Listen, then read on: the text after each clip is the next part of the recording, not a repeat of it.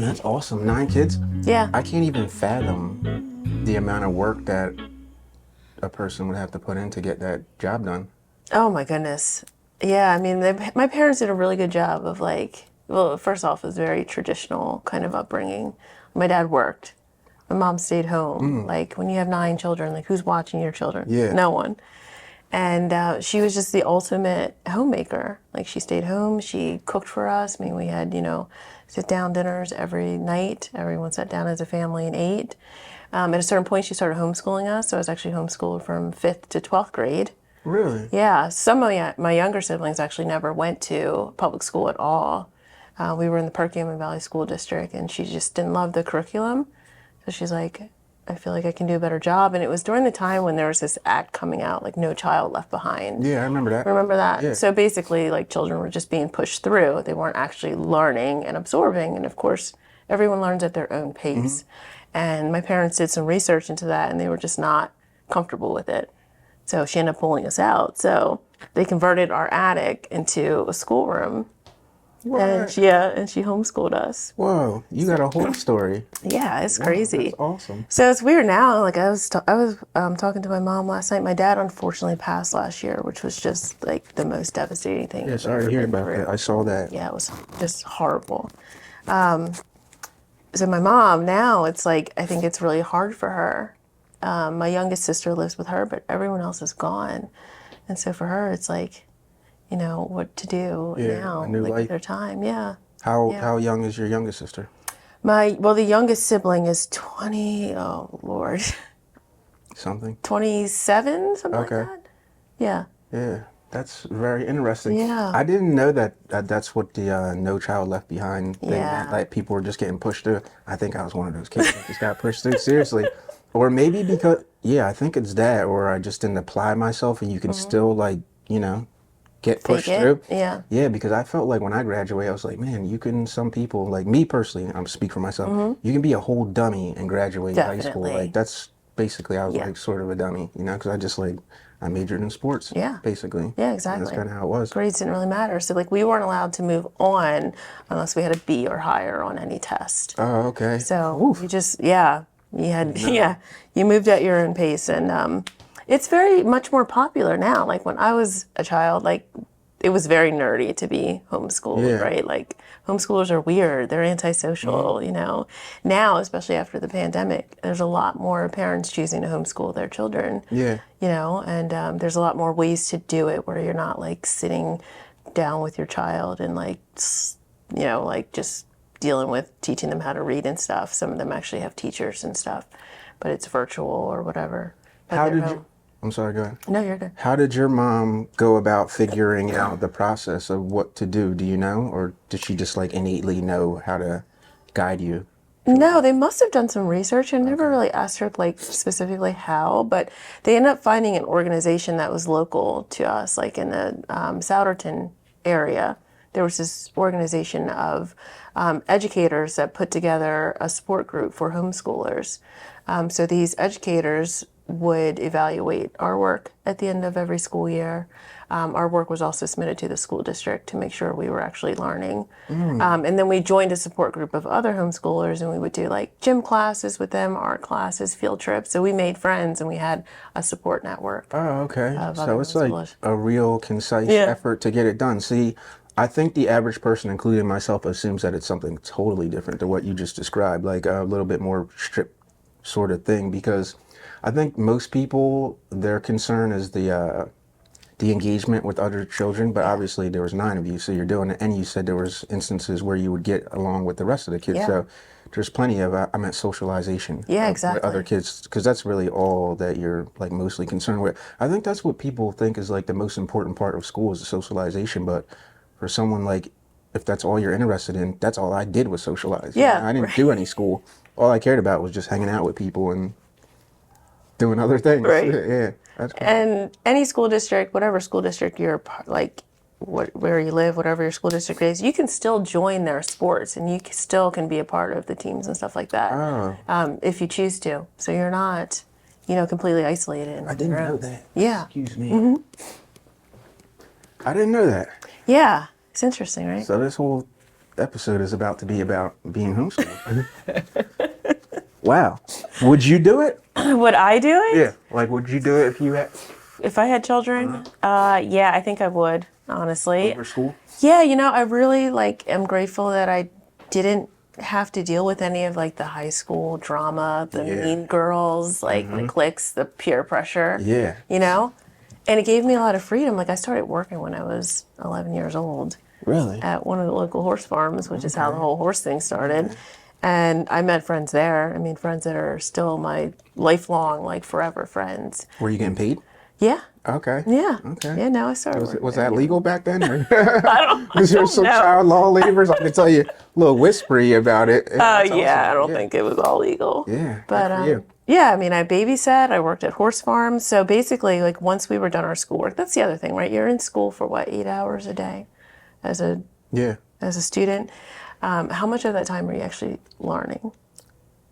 For me, I guess it depends on how you feel about school or who you are, your Yeah, it personality. definitely or what. depends on who you For are. me, I'm gonna go with a 0. Yeah, right? I want to go with a 0. That's terrible. I think I was one of the worst students to ever partake in going to school. Were you in North Penn School District? Yeah, I was in North Penn. I won't tell this on the podcast. I failed 8th grade twice. Did you really? Yeah. Twice? Yeah, because I was just enjoying it so much. I was like, I think I need to go back and redo it. Really? Yeah. When I graduated, I was almost old enough to get a beer. Really? Yeah, I was 19 years old when I graduated. Yeah, most people graduate 16, 17. Yeah. Yep, I was an old man. Oh my goodness. Well, how do your parents feel about that? I don't know. My mom's a single mom, so it's like, what can she do? Is she mad though? Oh yes, extremely, and disappointed. Yeah, I'm It's like, sure. what can she do? It's either Oh man. you stay till you're 30 and get your diploma, or drop out, and she'd be super disappointed you're a dropout. Yeah. So You just stayed. yeah, basically. Wow. All right, that was Wow. a nice little intro. I think this is episode 47. Well, Can I look at this real quick? yeah. I don't have my phone with me. I'm just going to guess it's 47. Okay. All right. Welcome back to the Awakened Avoidant. Today is episode 47. Today we have with us Miss Tamara Huff. Apple. I know, I never actually changed my name. Oh, okay. I'm Yeah. sorry about that. No, Yeah, that's I all right. literally just looked at that. Huff. Good for you for chiming in right there. Miss Tamara Huff. Can you describe what it is that you do? So I'm an equine body worker, and basically what that means is I do body work for horses. So there's a lot of different modalities that fall under equine body work. I started with massage therapy. I went to Delaware Valley University and got certified to do equine massage for horses. And from there, I've just kind of fallen into this rabbit hole of just learning so many other modalities that can help horses. Everything from a little craniosacral therapy to myofascia release, some acupressure, and other modalities. One that I'm really passionate about as well is called the Masterson Method, and it's a really subtle form of body work. And basically the whole goal is to help horses feel their best, help them with their flexibility, range of movement, help them release any tension, tightness in their body. Horses are very athletic, like people. So if you are familiar with the sports world on the human side, all of those professional sports players take care of their bodies. Yeah. They're getting all these different therapies. And some of the horses I work with are competition horses, and the owners need them to feel their absolute best. So they hire people like myself that specialize in body work for horses, and that's all we do is try and help these horses feel their absolute best, whether they're a competition horse or whether they're an older retired horse. I work with all of them, and it's been very rewarding. That makes sense. I never even thought about that. Yeah. I guess you just don't know what you don't know, that Right. horses are out there being treated as they should, because I imagine they have just large body mass, large muscle mass. So I get it. What was the word that you used? Sacral, cranial? Oh, craniosacral therapy. Okay, I messed that up. I butchered that terribly. That's all right. What is that exactly? Craniosacral therapy is really you're working on the whole craniosacral system of the horse. So in the cranium, like ours, horses, all animals, there's actually these lines called suture lines. And when you're younger, like when you're a baby, those lines kind of are a little bit more flexible and they move a little bit better. As they get older, those lines will kind of fuse together and get tighter. However, there can be imbalances, and cranial sacral therapy can help restore those imbalances. So say you have an issue with your frontal bone in your skull, and it could cause a nerve impingement or something like that. Craniosacral therapy can help release and reset different bones in the skull and throughout the body as well. So basically, we work on the head a lot, head, neck, and pelvis of the horse. That's interesting. Yeah. How do they incur these different types of, would you call it an injury Or imbalances, yeah, basically. So life, right? Horses, they seem very tough because they're these big, strong animals, but they can have traumatic incidents, whether they suffer a fall, whether they, get into any type of accident. Even birth in itself is a trauma for horses, probably all animals and mammals, For sure. I mean, it's not pretty that I know traumatic, personally, but right? I get it. Yeah. So all types of things can cause, but for horses that are being ridden, a lot of the imbalances in their body are actually caused by the riders and also the tack that they use. So horses are ridden with saddles, and if the saddle's not fitting properly or if the bridle's not fitting properly, it causes them to carry themselves in a way that causes damage to the body. If you have a rider that's imbalanced, that's not using their body properly, it's then transferred onto the horse. Well, that makes sense. That's probably the biggest issue with horses is what the riders do to them, unfortunately. Yeah. They can sometimes use harsh bits or bridles that just are not designed to fit the horse properly, and then it just causes issues. Of course, horses can get injured on their own. They're actually pretty well known for just injuring themselves. So I have one horse, and just the other day she came in with a little wound on her knee. Her knee was swollen, and there was some blood, and it was very small, very minor. It didn't really require much, but it's how'd that happen? Yeah. We have no idea. I've seen some pretty crazy things. Horses come in with their eyes poked. One of my clients had a horse that actually somehow, I think it was a tree branch, went through his shoulder. I mean, it was wild. We have no idea how some of these things happen. We got to put a body cam on these horses. I know. And No, see what's going seriously. on out there. Has anyone ever done that? Just Oh, I'm see, sure. yeah. Yeah. You're probably right. Yeah. The Yeah. life of a horse. Yeah, That's very interesting. Yeah, so they can be really accident prone, and they can do things to themselves that like people. yeah, exactly. Yeah, I can Yeah, imagine. they just can't tell you exactly what happened. Yeah, a large animal, just falling over. Yeah. Something like that. How do you know that the therapies are working? Because you just said just there that the horse can't speak to you or tell you. How do you know?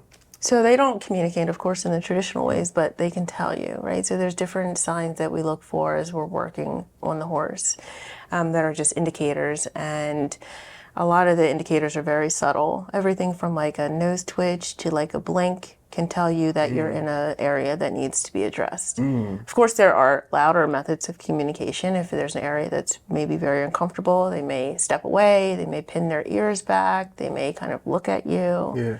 And then when you're in a place and you're really helping, then they will maybe let out a deep breath. They'll sigh, or they'll kind of just relax their body, or they'll lick and chew and do other things like that, and that's how you know. And then the rider, a day or so later when they're on the horse, they can tell, oh yeah, they're moving differently. They're so much looser. They're so much more relaxed. They feel better. So they're able to tell in that way as well. Yeah, horses are interesting. I reached out to you because I had my first experience with a horse. I think I may have told you a little bit about it. Did you say it was at the place you work? It's Red Evansburg Buffalo. Park? Yeah, that place, yeah. Yeah. It was cool. I rode a horse. I think I told you his name. His name was Leo. Yeah, He I was love that horse. A little bit rambunctious, I guess, or maybe I was scared, but either way, this is the first time I realized that, there's definitely a connection that you have with a horse or can have with the horse that, I don't know, you just have no awareness that exists. Yeah. When they look at you, there's an energy there, and I don't know if it's I like being around the horses a little bit because of the fear of them, not scared necessarily, but the energy, because they're just a big, large, strong animal that can hurt you. Yeah. So you have to put a lot of your trust in it. You have to be cautious. You have to respect it. Yeah. So that part of it is just, I likened it to almost you ever seen the movie Avatar? Yeah, I love that movie. Where the thing connects with the thing. Yes. It's something like that. When you get on a horse, you're whoa, this is different. And you have to trust it and feel it and just get to know it. And that's something that I just had no clue that existed. I would say even more connectivity than with Even a dog, honestly. Yeah. So the word that you use, energy, that's really what it's about. Yeah. Horses have like this enormous energy field, and you enter it. So like say, the horse is standing over there. You're already in their energy field. It's enormous. Yeah. They can feel your heartbeat. I think it's like 12 feet away. They can Okay. sense your heartbeat. Okay. So their energy field is enormous. And I think that's what makes horses so magnetic to people. They are used in a therapeutic setting quite a bit. Because they can heal you. They can, I don't know. It's kind of hard to explain unless you've been around horse, which you Yeah. have. And you don't even need to know a lot about horses to kind of feel that magnetism that they Yeah. have. And I think that's why people get so involved. Like, I mean, I've been around horses since I was 10, 11 years old, and like, I just can't let go. Like, it's just has me. Yeah. And I think that's how a lot of people feel. But their energy field is just incredible. And that's why it makes it really rewarding to work with them, because you can do energy work with them and their feedback is always going to be authentic. Like, they can't bullshit you. Yeah. People can bullshit, oh yeah, that's good, like that. No, a horse will not. It either is working or it's not. So it really forces you to deal with whatever you have going on with yourself and to be authentic, because they will call you out if you're not, which is, Yeah, that's interesting. Yeah, there's so many just layers and Yeah. levels to that experience. And that horse, Leo, has a reputation. I've known that horse since he was probably about 4 or 5 years old. Yeah. And my horse actually stays at that farm. But if I go and I just like want to jump on a horse and ride, that's the horse I choose. Yeah. He's very interesting. He has a Yeah. really big personality, as they do, right? They all have their own personality. He gives a lot of people a hard time. But I always stick up for him. I saw him the other day and I was like, I hope you're being good, because, everyone's always complaining kind of about him. Really? But yeah, he's a really cool horse. Like people that come or people that deal with him? Or Yeah, both. Oh, okay. Yeah, mainly the people that deal with him, He can Yeah. but I like his personality. Yeah, me too. I like it because he was just kind of doing his own thing, yeah, really. definitely. Just like, I'm going to do what Yeah, I want to he do at knows this his moment. job. Yeah. There was an interesting moment where I was probably doing something I should have been doing as an experienced person. I took my hand off. I had one hand on him and I was filming, just because Yeah. we were going slow. And a gun went off. And Leo took off, like, he took off and just like blew my lower back out. I was like, oh my God, thank God he just stopped for whatever reason. But had he gone, like the power that I felt when he started to it was like more like a trot, honestly. He was not like, he was like sprinting. Right. But just the power that I felt was like, whoa, what am I going to do now? I was like, what do I do next? Just hold on for dear life, throw your phone, discard everything. You just like lock in, because now it's like, Pretty much. it's about survival now. Definitely. Yeah, I've been in those situations more than I'd like to admit. Yeah, especially when I was younger. I try not to put myself in those situations now that I'm older. But Yeah. I used to ride some crazy horses, and I've been in situations where you're like complete loss of control, and you got to figure out what you're going to do, because if they don't want to stop, they are not going to stop. Yeah. Yeah, it's a lot. I Yeah. had a question for you. This is like off topic. Have you ever been kicked by a horse? Oh yeah, definitely. Yeah. Really? Yeah, I remember the first time I got kicked by a horse. It was my fault. They always say don't walk behind a horse. Yeah. That's not true. You can absolutely walk behind a horse. I do it every day. Whoa. Not a big deal. They need to know you're there, and you need to like know the horse a little bit. You never want to sneak up on them. Yeah. Well, I did that. I was young. I was maybe 13, 14. I snuck up behind this horse, Danis, and he kicked me so hard in the thigh. I mean, it went flying. Yeah. It went flying. And a friend of mine, this story is just like, one of the guys I grew up with at the farm, everyone like always reminds him of this story, because this horse, her name was Pumpkin. I mean, she kicked him so hard, like he flew. I mean, he caught air and actually flew. Yeah. So yeah, thankfully I've never been kicked to the point where like I've hurt myself. But yeah, Yeah, it sounds like you got hurt there. they'll leave a nice bruise, but You know what it is? It's the movies, because the movies and like little clips when they show like kicking someone like a football field away or something exactly. like that. So it's kind of scary to think about. So no, I personally, I'm probably never walking behind a horse, but I'm not. that's fair. Yeah, that's experienced totally or anything fair. like that. Yeah, absolutely. Better be cautious and get kicked. Do you know how old Leo is? Oh man, Leo is probably in his early 20s, maybe. He has a very young personality, so I always forget that he's been at the farm as long as he has. And he was actually bred very locally. And he's probably in his early 20s. How old do horses live to be? A friend of mine has a horse that's 42 years old. That is extremely old for What's a the horse. average? Do you know? Well, because of all the advances in nutrition and veterinary science and stuff, horses can live into their 30s pretty easily now. Yeah. My horse is 20, oh my God, how old is she? 21?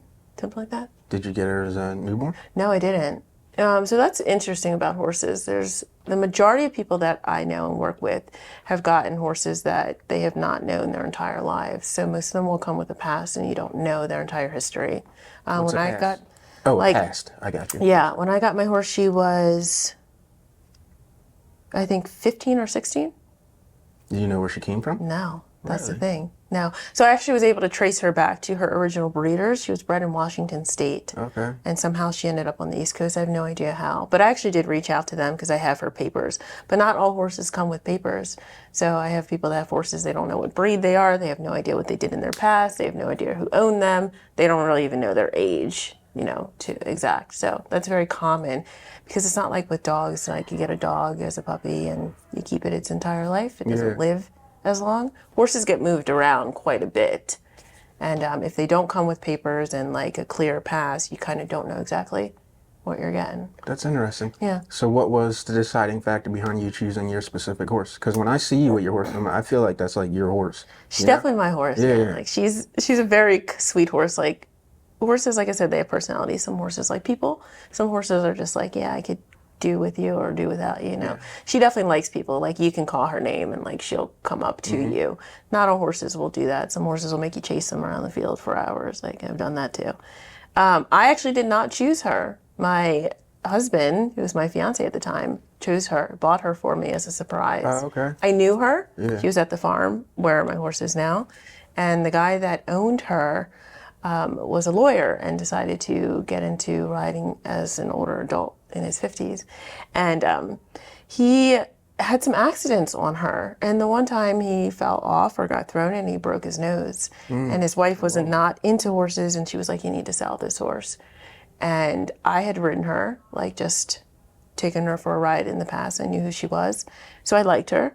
But he bought her for me as a surprise. And I tell everyone, like, this is not the horse I would have chosen for myself. Now, ultimately, she's the perfect horse for me.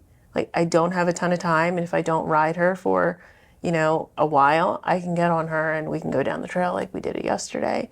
Not all horses are like that. But the reason I wouldn't have bought her is because genetically she has really bad feet. So that's been a struggle that we've been kind of dealing with. But she's a really lovely horse and very thankful for her. But you didn't know that. He obviously didn't know that about the person, because you can't know. Huh, that's interesting. Now I have so many other questions. How did you figure out the genetics, like her genetic condition? Just on examining them, or? Well, she actually came with papers, so she's registered as an American paint, which is basically same as like a quarter horse. They're very similar bloodlines, and they're like the Western horse that you see in the movies and stuff like that. That's what her breed is. Yeah. So she's bred specifically to do like ranch work or to be a trail horse, and they tend to have a very reasonable disposition. They tend to be kind of calm horses. So like all different horses are bred for different sports, and you have your horses that are really high strung, and you have your horses that are calmer, more easygoing, and that's what she is. What makes a horse high strung? It depends on personality, their history, like how they've been treated, Okay. But if you're looking at just breed specific, so say you have a thoroughbred, they're bred to race. And a lot of them are more high strung. Like they're bred to do a job, they're bred to be athletes, and they're bred to have a lot of energy. The horses that I grew up riding were Arabians. They are bred to be high strung. They're very intelligent. They have a lot of energy. They can go long distances, like hundreds of miles over the course of days. Their endurance is really, really strong. And then you have a horse like a plow horse, right? They're considered like cold-blooded, and they are bred to pull. They're bred to do work, and they have a calmer disposition. You're not going to see them out, running around as you would a thoroughbred. Yeah. They have bigger muscle mass. They're bred for a specific type of job, same as dogs and stuff. So. Yeah. How come Arabian horses weren't used in the West if they can go hundreds of miles? Yeah, I mean, of course you could, right? You can train a horse really to do anything. You could train an Arabian to pull. You could train them to race, and they do race. But Arabs were bred in the Middle East. They were bred to be very attached to their people. So whether they were sheiks or whoever, the horses were like would sometimes even sleep in the tent with them. Like that was their horse, and that was their mode of transportation. So yeah, that's kind of just what they were bred for. And they're using a sport called endurance. And I actually did a little bit of it when I was younger. And now I work some of those events as a massage therapist. So people will take these horses. Arabs have been the predominant breed that has dominated in this sport, but any horse can do it. And people race them long distance. So, and it's not really racing, but you're moving normally at a trot or a canter. You can do anything from 25 miles, 50 miles, 100 miles in one day. So there are races all over the country, and you can condition your horse and yourself, and you can enter to compete. So the most I did was 50 miles. I did a couple of those. Really? Yeah, it's pretty Jeez. intense. I couldn't imagine riding on a horse for 50 miles. Imagine 100. How does that feel on your body when you get off of that horse? I mean, if you're conditioned properly, you're ready for it, right? I remember a lady asked me to ride one of her horses for her, and it was in the Pine Barrens in New Jersey, and it was a 50-mile race. I was in my early 20s at the time, so I was like, yeah, no big deal. I hadn't been riding, though, so I just showed up and I rode this lady's horse. I have never been in so much pain in my entire life. I remember getting home and just like laying on the floor of my shower, just in excruciating pain. I ended up with a hematoma in my calf. Whoa. Yeah, I mean, I was like, what is wrong? Like, I just wasn't healing. I ended up having it an ultrasound because they were afraid I had a blood clot, but it was actually a hematoma. Yeah, so if you're not... How far did you ride the horse that It was day? 50 miles. That day you just jumped on it and went 50 miles? Okay. Yeah. So that's definitely a 21-year-old thing to do. Yeah, right for there. sure, Just like, yeah. let me jump on this horse that I Yeah, don't ride. don't even ride know, 50 right? miles. Yeah, I mean, the horse was great. Like, we had a good time, but yeah, I really paid for it. So I don't recommend that. Yeah, for certain. Yeah. Now I got another question. I just have like a million questions Yeah. now because it's also interesting. Do horses like being ridden, like race horses? I heard that they enjoy it.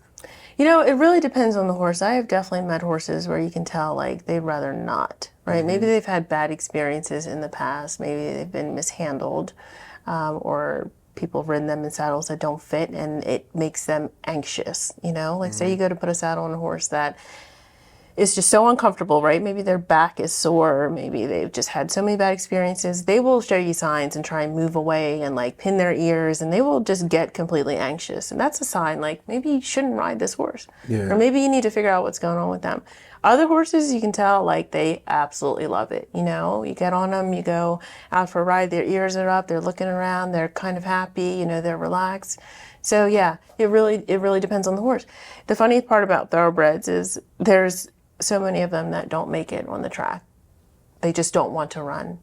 And those horses are just end up sold, and you hope they land in a good spot.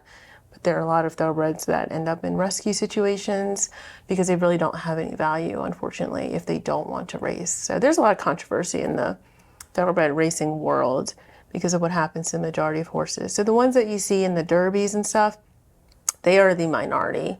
They are the 1% of thoroughbreds that are actually going to be valuable when they retire. And they're very young, right? They're only 3 and 4 years old, which is extremely young for a horse. So those horses that make it that far want to run. They enjoy it. So then people want to breed those horses and continue their bloodlines. The ones that don't want to race, they're not worth anything. So you want to rehome them, hopefully, to someone that can just do another job with them. And there's plenty of other jobs. Does it always work out that way? Say there's a horse that's like a winner, a great runner. Does their bloodline always end up being great runners as well? No. No? No, because you can get just these anomalies where you have a horse that doesn't have great bloodlines that ends up running, or you have a horse that has the best bloodlines and is a terrible racehorse. So you just don't know. It's definitely very much a gamble. Okay. Is there genetics done a lot in horses, like genetic testing or, stuff that people do and figuring out? Not really in the sense of like if you're looking for diseases and stuff like that, but more of people that their job is to know bloodlines and is to, help select the best combination of a sire and a dam. So the sire is the male and the dam is the female. There are people that's all they do. They know the bloodlines, they know the history of the line, and they specialize in that. I don't know much about bloodlines. I never really had an interest in it. To me, it doesn't matter. Yeah. I get it because, you know, like you love horses. I'm sure those people may love horses too, but more it's like a It's a monetary thing. business. Yeah, Yeah, yeah, yeah, exactly. So I get it. definitely. If you're not in it for that aspect, why would you care Yeah, what their 100%. bloodline is? It's like caring what a person, like, you know, what race they are. Like, you don't care, it's Right, just a person. exactly. It's just I person. love it. Same with Yeah. a dog, right? You have your mutts that are just great, right? Yeah. And then you have your people that are very into the purebreds and they breed specific bloodlines for specific reasons. Yeah. It's the same thing. Yeah, which Yeah. is an interesting thing. You know, no judgment. But while we're on the topic, I don't know, like breeding an animal specifically for the look of it is just like if it doesn't look that way, it means you're not gonna love it or like it. Like I don't, it's just a weird It is thing, you very know. weird, right? Like I have I think he's an English bull terrier, and I like him because he's goofy looking. You know, he has that long nose, and he's just like, They're you very know, like strange. kind of Yeah. weird looking egghead and weird personality. He's not like, I don't know, he's not.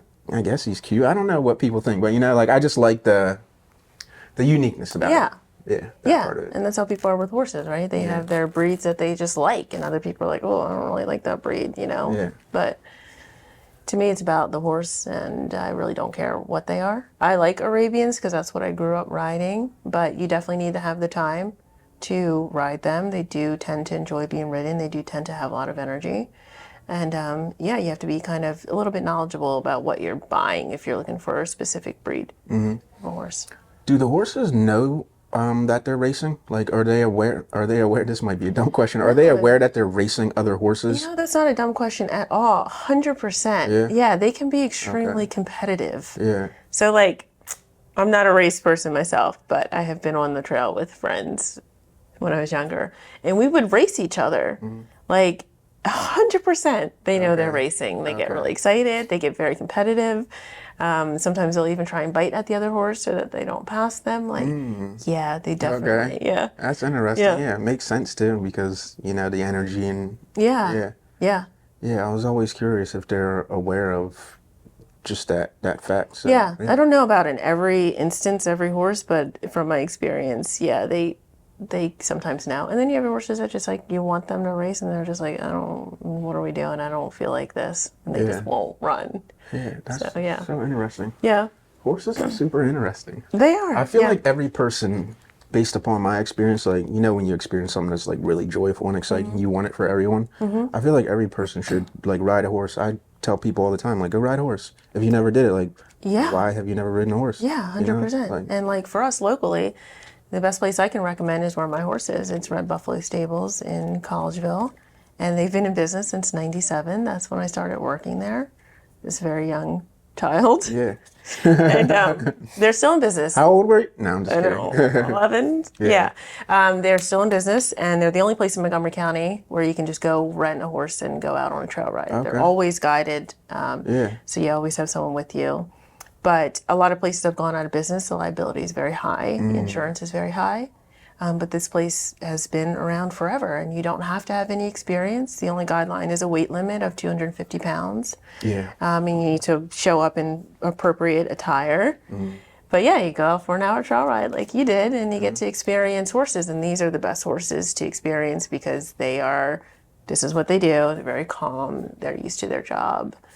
They know the trails. So Yeah, they seem like they like it actually. Yeah. Like it's like a trail walker. ride for yeah, them. exactly. Yeah. Yeah. They've been doing this for a long time, and you know, of course, nothing's ever guaranteed. These are animals, so things can happen. You know, like you said, you had a gun go off Yeah. when you were riding. Like that happens, and it can scare your horse, and you know, Yeah, you scare me. potentially could fall off, but chances are you're going to be fine.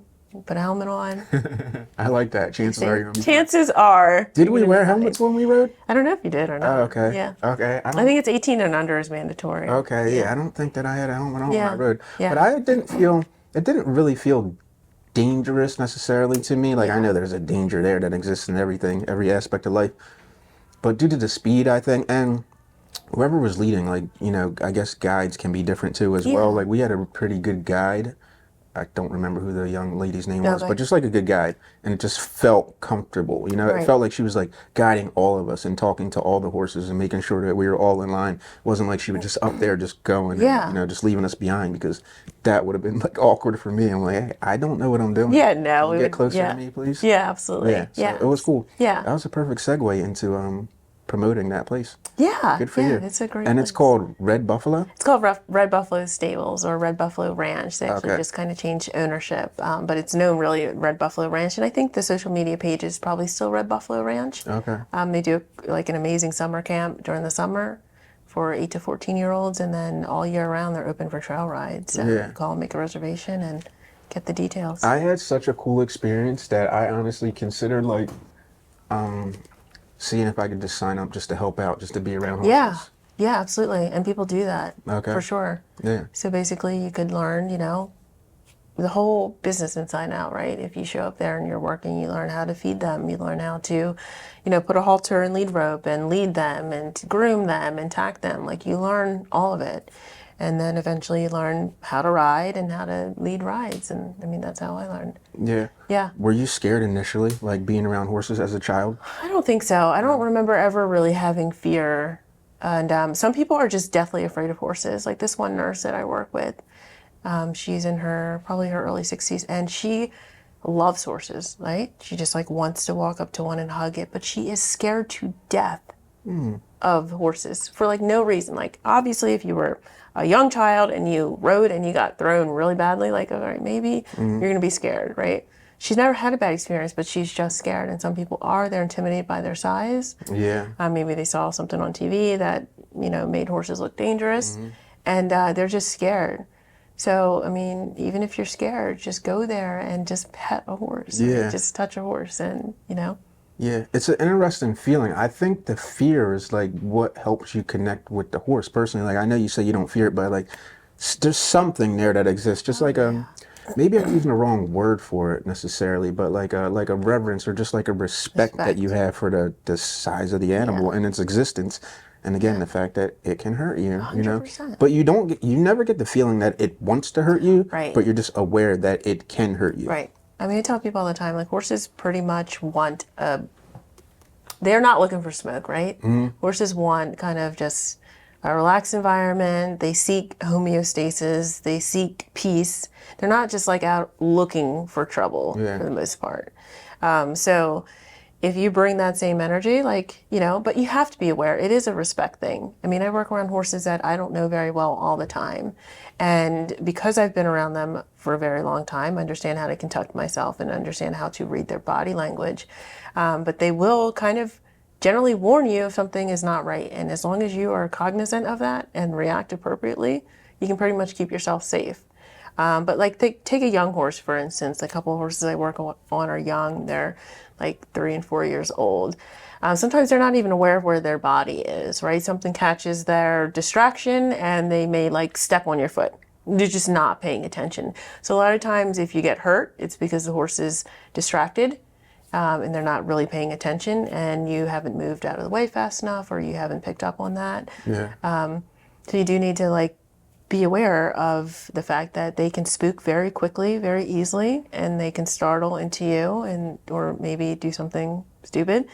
Yeah. Kick the shit out of you. Yeah. 100%. So you've had your foot stepped on before, Oh obviously. my goodness. Probably regularly. Oh man. Yeah. It actually like a few weeks ago, I think it was like twice in one day. I was like, what is going on? It hurts so bad. Yeah. And a lot of times like they step on you, they're not even aware of it and you can just like push them off, but it hurts so bad. I don't know how I haven't like broken anything. That's like a toddler. Toddlers, they just step all over your feet too. They have no awareness. They don't even care. They just walk up to you, step right on your ankles, and like, hey, buddy, Right? can you get off my foot, please? Look you in the eye, punch you in the face. Yeah, exactly. Oh, well, yeah, it's like a similar thing. Yeah. You're probably right. It's the just lack of general awareness, and especially at that size, I can imagine like that's a stupid thing to say. What if my toddler was much bigger and can you still like imagine? lacking awareness? It would be crazy. It is. He'd be Yeah. super dangerous to be around. Yeah, that makes sense. That makes total sense because a toddler is even dangerous to sleep with. Yeah. They throw elbows and do all types of things. So being around a horse. Yeah, they're like big toddlers. Yeah. When they're young like that. Yeah, it makes right? sense, yeah. They're like 2 years old and they're just like not aware of their own strength and they don't know where their bodies are. They can be very dangerous. Yeah. You definitely have to know what you're doing to handle young horses. It's a totally different ball game Yeah. than like a trained horse. Is kicking their main weapon? Like, what's their main weapon or way that they defend themselves? Biting and kicking. Okay. Yeah. So you've been bit by a horse before too, right? Really? Yeah, 100%. Why? Why? Yeah. Oh my God, why? Let's see. The last horse that bit me is a horse that deals with pain in her body all the time, and she's very protective of her body. She had an injury very young, and definitely lives in some level of chronic pain, and therefore just makes her protective of her body. And that's her go-to, is just to bite you when she's uncomfortable or she's nervous.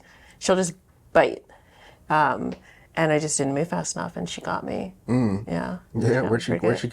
got me on the arm. Oh, really? Yeah. Oh, so is she just biting just to let you know, like, hey, stop doing Yeah. that? She's not like biting to like really, really hurt Correct. you. Okay. Yeah. I mean, she really, really wanted to hurt me. Yeah, she really could. But it's like a warning, right? Yeah, absolutely. So. Yeah, that's interesting. So Yeah. many questions. I'm like genuinely interested in horses. That's why I just have like so many. It's like, please, Fascinating. Yeah. It's just super interesting. If you've never been around a horse, Yeah. I advise you to go do it and go ride at Red Buffalo. Yeah. Let's pivot for a minute here. So you are an outdoors woman. Yes. Is a good way to describe it? Yeah, definitely. Every picture I see of you, you're just outdoors. Have you always been that? Like, has that always been who you are? Yeah. Yeah. And I think it was because of where I grew up. So my parents both grew up in Philadelphia. And when they started having children, they decided that they didn't want to raise them in the city. Okay. So they moved us out far. We ended up in Skippack. And we ended up in an area that's very wooded. And there's a creek there, and there's fields, and there's trails. And so my mom was very much the mom of like, all right, you're done your schoolwork, go outside. Like, go, you know? So we would just go outside and we would just play. And growing up, my dad was a hunter. So he hunted. He hunted rabbits with beagles when we were younger. He had beagles and they were hunting dogs. So he would hunt, and then he would hunt deer as well. So when we all turned 12, he sent us through the hunter safety course and, taught us gun safety and stuff like that. So we all learned how to handle a gun. And my parents also fished a lot. Like when I was younger, it was like every weekend we were driving down to Delaware and we were fishing in the brackish water, the bays of Delaware. My parents were so passionate about that. Eventually they got a boat. I mean, that's just what they did. They fished. So we were just always outside. We actually didn't have television growing up.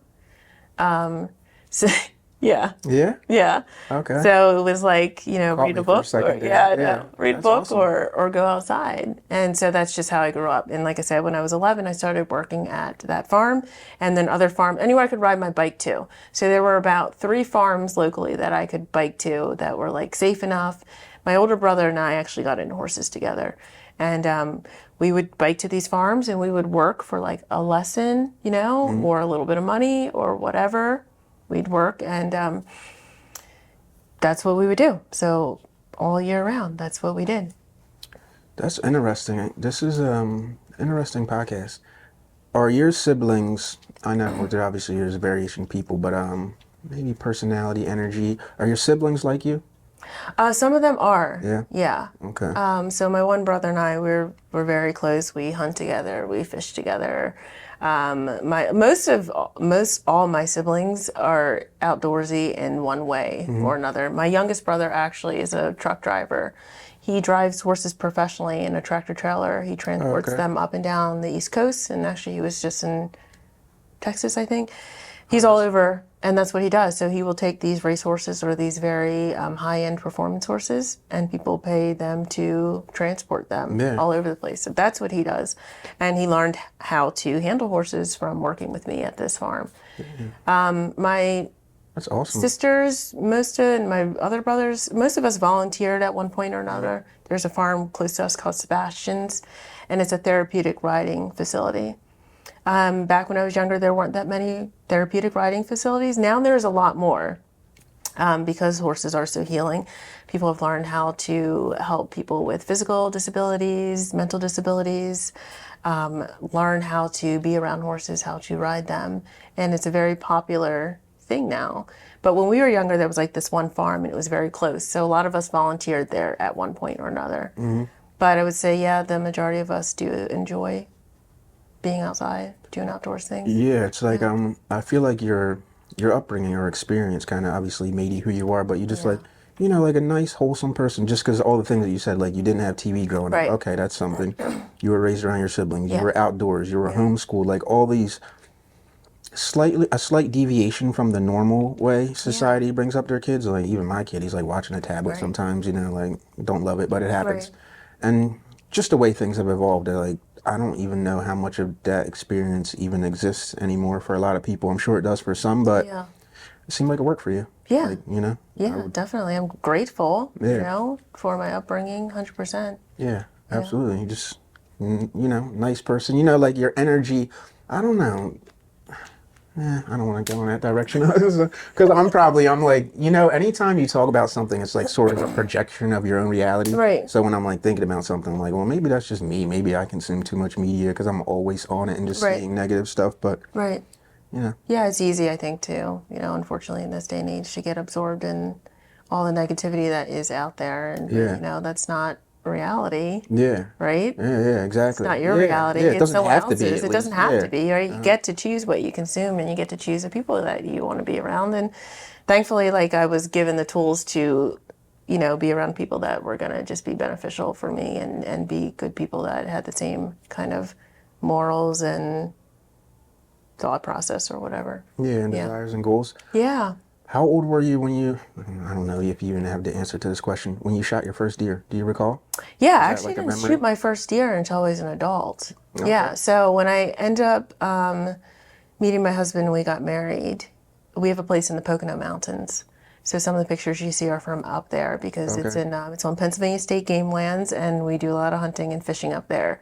So I think it was probably 34, 35 Oh, when I okay. shot my first deer. Okay. Yeah. Yeah. And then once a year we get out to Idaho and we hunt out there for a week and we hunt in the Poconos. And yeah, he's very much an outdoors person, and Yeah. that's I think why we get along so well. Yeah, clearly. I mean, Yeah. it's good you found your person. You know, to Yeah. have someone that has Yeah. like-minded interests. I can't imagine as a man that likes hunting to have my wife with me that also enjoys hunting. Yeah. You know, because sometimes you just don't have common interests. Like Yeah. I might be at the gym, she might be over here. It's just Right. like different things. So the fact that you can do something like that together, where it's like, I've never.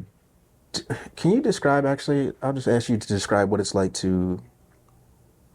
Let me think of better ways to. How would you describe? I don't want to say catching a deer, shooting a deer. I didn't want to, I don't want to say catching. I didn't really want to say Yeah. shoot. So what would you Yeah. describe it when you like get your first Oh, deer? you could say harvest. Okay, Right. harvest. Okay, there you Yeah, go. that See, sounds I a was little like bit more looking for right. something. I didn't Yeah. want to say shoot, catch. That sounds crazy. Yeah. It's really interesting. Like when I first started hunting, and you have an animal in your scope, right? Now we hunt deer because we eat them. It's not for sport. It's not just to kill something because some people think that. But to step back, like one step farther, I think in our society, we've become very, very separated from where our food comes from, right? Yeah. Obviously, if you're a vegetarian and you're just growing plants and vegetables, it's one thing. But if you eat meat, then you need to have a little bit of understanding of how that burger got on your plate. So a lot of people like will kind of frown on hunting, or maybe like, feel like it's barbaric, but that's how we survived as a species, right? Our ancestors, they all hunted. Yeah. Wherever you came from on this earth, hunting was how we lived. So it is a very innate part of who we are as human beings to hunt and to gather. But when you are hunting and there's an animal within your scope, there's a few things going through your mind, right? First, you want to make sure it's a legal animal to shoot because there are rules and regulations, right? But you also want to make sure the shot is going to be clean and ethical, because the last thing you want to do is wound an animal that you then have to track, or you track and can't find, and it potentially dies. And that's just a waste. Hopefully something else will eat it, but you don't know. But also there's just a ton of adrenaline. Like you just get this adrenaline rush. Hunting can be very slow.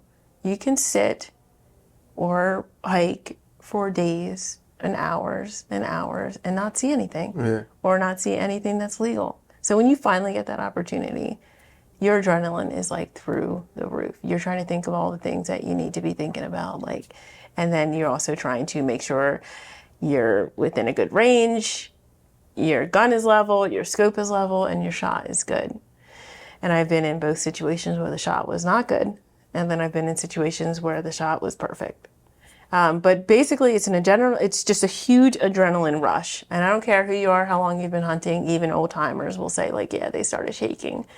Once you actually shoot, hopefully it's just once. Sometimes you have to shoot more than once. You either see that animal go down or it runs off and it's out of your sight. So then you have the thought process of, do I go and try and get to that animal now, or do I give them time? Because what happens is your adrenaline is up, but so is theirs. So they may run a little bit, and if they're not being pursued, they may stop and they may lay down, and then the body will shut down. But if you push them, that adrenaline can keep going, and you can end up pushing them out of range if the shot wasn't completely perfect, or if they're not going to die right away. So there have been instances where we've had to leave deer overnight, right? Maybe you shoot in the evening, don't even bother tracking that animal, leave it overnight and come back in the morning. And hopefully it is where you think it is. If not, hopefully there is a blood trail that you can follow and then get to the animal. So. Now here's a question. Do people ever steal deer like that? Like, say you shoot a deer and you don't hunt that night. Like, has there ever been a situation where someone will come and take your deer? Or is there like ethics among hunters where you don't do something like that? Yeah, there are definitely ethics among hunters. I haven't heard of a situation where someone taking someone else's deer, but I'm sure it happens. Yeah, I'm sure it does, right? People. So yeah. Yeah, people are people no matter where you are. But basically, normally you're hunting hopefully in an area where there's not a lot of other people around. So chances are where you shot and that deer went down, no one else knows it's there except you. So your chances of going back in there and it being undisturbed is pretty high. Yeah. Now, depending on what state you're in, like maybe another animal has found that deer and, they gnawed a leg off or something. Like, Yeah. Up in the Poconos, I seen a gigantic bear up there one time. oh, yeah. A big ass bear running across the road, and you know how people in your mind, this obviously people, me, I'm projecting. You think, no, I probably wouldn't do this, but you think like maybe I can get away from this. But no, you're not. I saw this bear run across the road, and it was probably like 200 yards ahead of me, and it beat me across the road, and I was going 50 miles an hour. I was like, holy shit, this thing was moving so quick. It looked like, for me, I'm not going to say it was like 1,000 pounds, but it looked like it was like 400-pound bear with just a low like ball of just hugeness. I was like, whoa, I didn't even know that a bear could move that quick. It was unbelievable. Yeah. It would chase anything down. Oh, definitely. You're not running from a bear. No. You're definitely not. They're very, unsuspecting. So we have a lot of black bear in our state, right? So black bear tend to be the non-aggressive bears, right? They generally are going to run from you. They're very shy. That doesn't mean that if you encountered a mom with her babies, she won't attack you because, that could definitely happen. So where our cabin is, we see quite a few bears. I mean, we've had them come right up to the porch.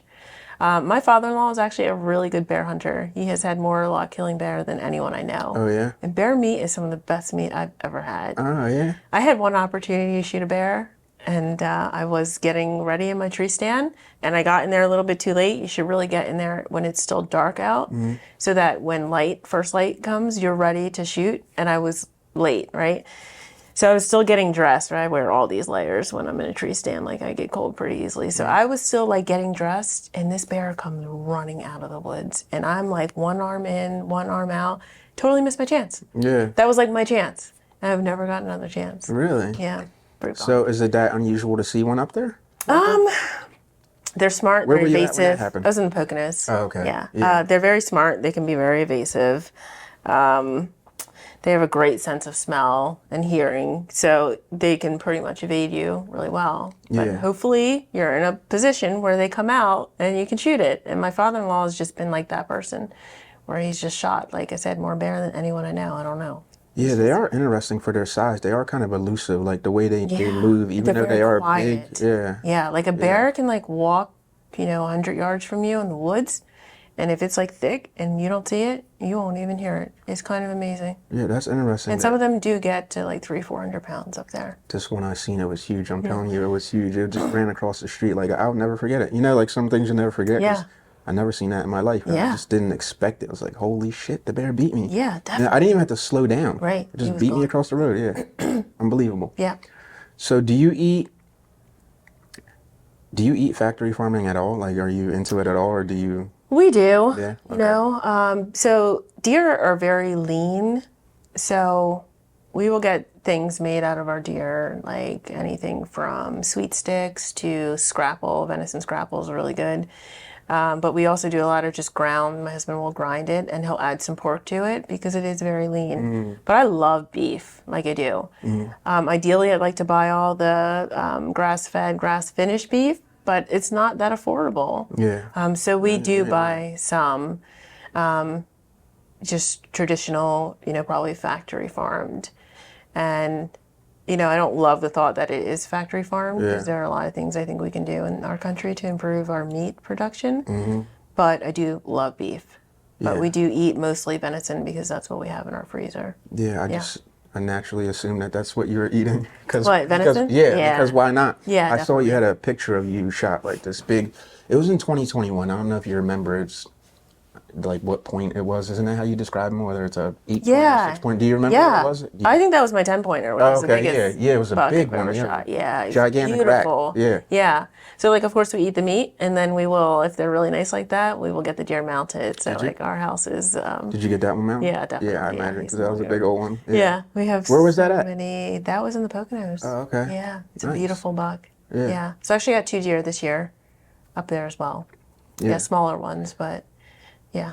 It's interesting that people feel a certain way about that. It's really just ignorance. It is. Or like a lighter word, Or like lack denial. of knowledge of Yeah. what what it really is. Because again, I used to be that person. Right. I used to think hunting was barbaric until it wasn't until I was like slightly informed about what factory farming was and what that looks like, and you're like, whoa, this is way worse than just killing an animal and the way you describe it in a humane way and treating it well and the shot and this is that other thing. But it just looks rough. And to know that you're eating an animal that's stressed out, like you're eating the meat of a stressed animal, like hormones are real. They're not going anywhere. When the animal dies in a stress environment, cortisol, whatever is in people, like you're eating that. Yeah, we're eating it. Yeah, definitely. Seems a little odd. It does, right? So like I tell people, like I'd rather, eat this deer that I know was grazing in these woods and eating nuts and grasses and stuff and lived a natural life than this stressed out animal that, really suffered its entire life. So I don't want to hear it, honestly. I'm like, if you eat meat, I don't want to hear it. If you're a vegetarian, and you don't want to harm animals, like fine. That's your opinion. But if you eat meat, I don't want to hear it because that animal died for you to eat it, and that's just reality. Yeah, and that's the reality is even harvesting vegetables, like those are alive too. You're still killing something. You're still killing, right? Yeah, we all have to kill something to stay alive. It's just part of the game. Right, and then the amount of animals that are killed incidentally when crops are being harvested is crazy. Yeah. Groundhogs, squirrels, whatever, that just get caught up in this equipment when they're harvesting vegetables. Like there is no way to survive without death. Like that's just how it is. Yeah, something's gotta die for you to live. 100%. Yeah, exactly. And if you could do it the way that hunters do it, I think it's a better way. I agree. Even as someone that doesn't hunt, just having all the information, you're like, oh, well, clearly that's better. Yeah. That just is what it is. Yeah, just like fishing. Go out, catch your own fish. Like, yeah, why not? Yeah, I feel like I need to get out there. You do? I've always wanted to, but I don't know. I've never been an outdoors person. Yeah, I think it can be intimidating if you didn't grow up in that environment. Starting something as an adult, that learning curve just seems to be a little harder to navigate. Yeah. But you can do it, if you really have a desire. You can definitely learn, and there's definitely resources out there. Yeah, I feel like as a man or woman, you should have some sort of experience with it because, like, if things go a certain way, just be prepared. Yeah, definitely. If you need to go out there and shoot a squirrel to have dinner, well, learn how to shoot that squirrel. Yeah, exactly. Cook it up. Like basic shit, like light a fire or something. Exactly. Like, we're just also, I'm just say fortunate, I guess, to be so removed from any like harsh situations like that where you have to really fend for yourself. A lot of us are basically helpless. It's a dying skill, Yeah. unfortunately, learning how to kind of, survive, and that's how we came to be. So we've just come so far disconnected from it that Some of us. Some of us. Some of us are. You sound like you're pretty connected to. I mean, I try, but You skin the animal too? my husband does. Yeah, he does all the butchering. Have you and ever? stuff. I have not. Like I would. Yeah. His father was a butcher. Okay. So he taught so he him just how prefers to do to, it. yeah. Okay. So normally we'll field dress them. So basically in the woods wherever they die, you gut them right away because you're dragging this animal out. And I'm very grateful that my husband does this for me because they can be heavy. Like where I hunt in the Poconos, my stand is probably a mile in the woods. So you're hiking in, you're carrying all your stuff, your gun and everything.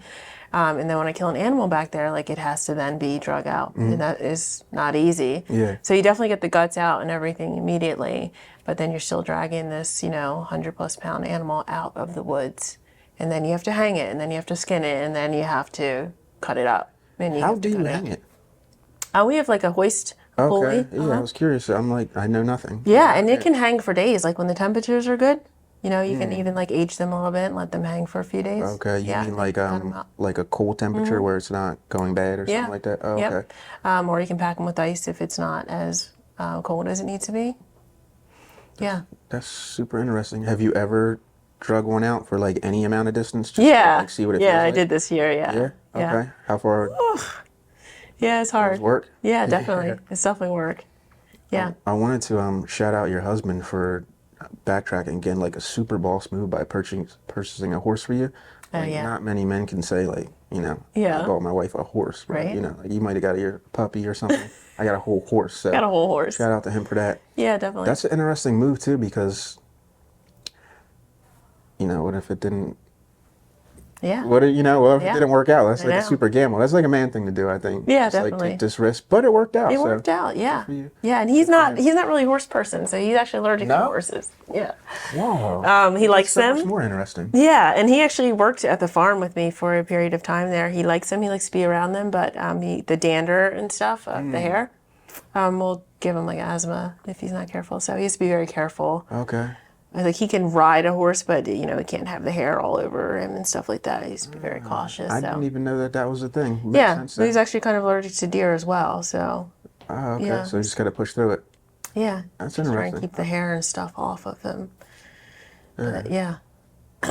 So I pretty much do the whole horse thing myself, and yeah, if I'm away, like he'll go and check on her or help out with her or whatever. But for the most part, he can't do a That's whole your lot with thing. them. Yeah. Good for him. Yeah. That's interesting. Yeah. For like purchasing something because you know that you loved it. Yeah, he's very, very supportive Yeah. of that because it's a shared expense, right? So that's the easy part is buying the horse. It's the keeping them and the paying for them. That's where it gets pricey.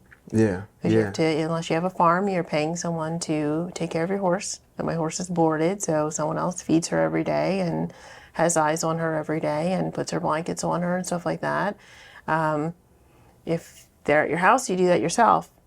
I have to pay a farrier every month to take care of her feet because I don't know how to do that. I have to pay a dentist twice a year to take care of her teeth, and I have a vet that takes care of her if she's injured or ill. So those are the expenses that Yeah. can rack A up. lot of maintenance. That's Yeah. good though because you're a responsible, I guess, horse owner. You don't describe horses as pets, right? Yeah, I guess you really Good don't. horse, I mean, it's not a pet. technically, like they can be your pet. Yeah. Right? There are people that have Yeah. horses that are just their pets. Pet They horse. don't ride them. And Yeah, they I just guess. have So. them. Yeah. I never hear it described that way. It's I know. something about it just doesn't sound right. I know, pet right? Horse. It's like your horse. Yeah, It's your horse. exactly. Yeah. Yeah, and that's a lot. But good that you're responsible because you can. A lot of people take on responsibility, but they don't know the fullness of it. I know people always ask me, "How are your horses?" I'm like, "I have one. I have one horse for a reason. Yeah. Because Yeah. they're not cheap. Yeah, yeah. It's So a lot, yeah, one horse. a lot of financial income. Yeah, investment, so, definitely. it's Yeah. good. Yeah. Good person. Good people. Thanks. I'm so glad you came on. I appreciate you Yeah, for I coming on. appreciate you for having me on. Shout out to you because we scheduled this like forever Yeah. ago, and then I just reached out to you, hit you up, not knowing, whether you're gonna go through, and you're like, yeah, here's my phone number, show Yeah. up. So like, not everyone does that. Just to let Oh, you know, gotcha. like people will curve the shit out of you, basically. Yeah, I get that. Yeah, yeah, they'll do that. Like, yeah. I get a lot of that. Yeah, so like as a small business owner, right, I am always baffled when other small businesses stand people up. Mm-hmm. I'm like, what do you mean they didn't show up? This is your business, right? This is your income. This is your livelihood. How is it that people have become so comfortable with just like not following through with Yeah. obligations, right? Like say you hire a contractor to come renovate your bathroom and they just don't show up. That's your reputation, Yeah, man. right? Because you're never going to recommend that person to anyone else. Like I just don't understand like how we've gotten to this point? Because you hear it all the time, and they just never showed up. Yeah. I think it's kind of like a leverage value thing based on my experience. If